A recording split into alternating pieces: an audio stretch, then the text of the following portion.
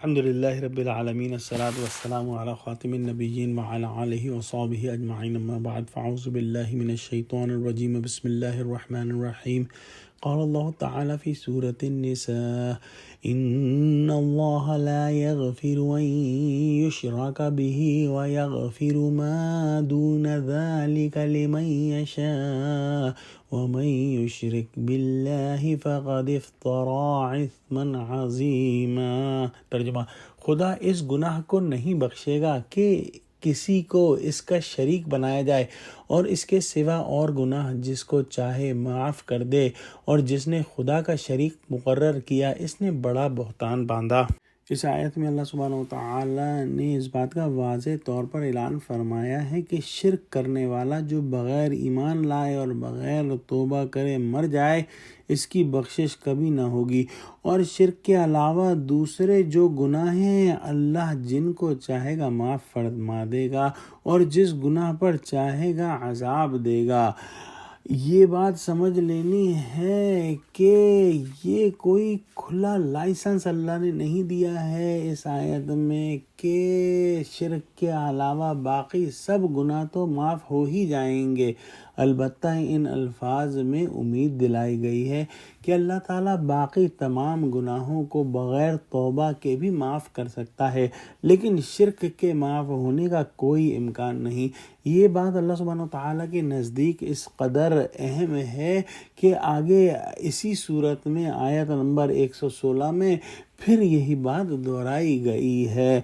ایک بات یہ سمجھ لینی چاہیے کہ اسلام جو ہے وہ دین توحید ہے، اور توحید کی ضد جو ہے وہ شرک ہے۔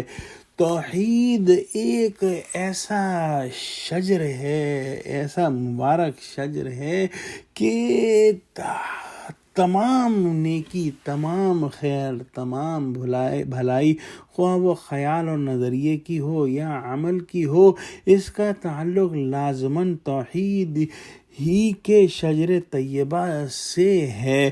اس کے برخلاف شرک وہ شجرہ خبیثہ ہے کہ ہر برائی، ہر بدی، ہر گناہ، ہر جرم اور ہر نظریہ یا خیال کی گمراہی لازماً اسی کی کسی نہ کسی شاخ کی حیثیت رکھتی ہے۔ لہذا شرک سے بچنا اور شرک کو پہچاننا نہایت ضروری ہے، اور اس پر محنت کرنا بہت ضروری ہے۔ شرک جو ہے وہ اللہ کی صفات میں بھی ہو سکتا ہے اور اس کی ذات میں بھی ہو سکتا ہے۔ شرک کو قرآن کے اندر ظلم عظیم قرار دیا گیا ہے، اور ظلم کی جو ایک تعریف ہے وہ یہ ہے کہ ظلم وہ کام ہے کہ کسی شے کو، کسی چیز کو اس کے مقام سے ہٹا کر کسی دوسرے مقام پر رکھ دینا۔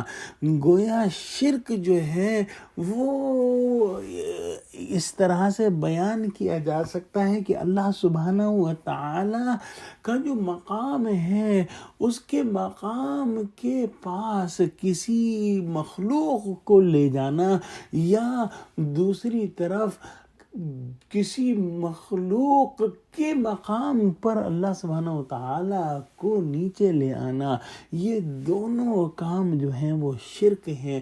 گویا کسی کی عبادت کرنا کسی بھی درجے میں، یا کسی کو جو ہے وہ قادر مطلق سمجھنا کسی بھی درجے میں، یا کسی کو معبود سمجھنا کسی بھی درجے میں، جو ہے وہ شرک ہوگا۔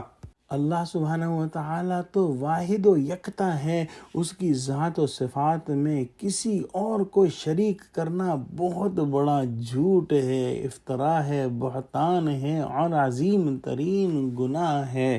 دعا کرتے ہیں کہ اللہ سبحانہ و تعالی ہم کو ایسی بصیرت عطا فرما کہ ہم ہر قسم کے شرک کو پہچان لیں، اور ہم کو ایسی ہدایت نصیب فرما کہ ہم ہر قسم کے شرک سے بچ سکیں۔ آمین۔